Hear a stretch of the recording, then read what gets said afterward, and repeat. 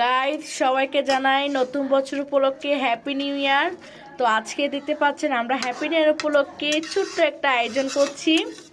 এখানে হচ্ছে এটা মুরগির রোস্ট হবে, আর এখানে এই যে ভাতটা একটু ভালো ফোটানোর জন্য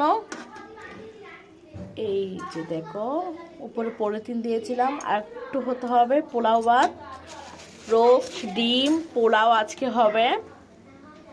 লুকটা কেমন হয়েছে অবশ্যই বলবেন। আজকের এই লুকটা গরিবের হ্যাপি নিউ ইয়ার আর কি যা বলে।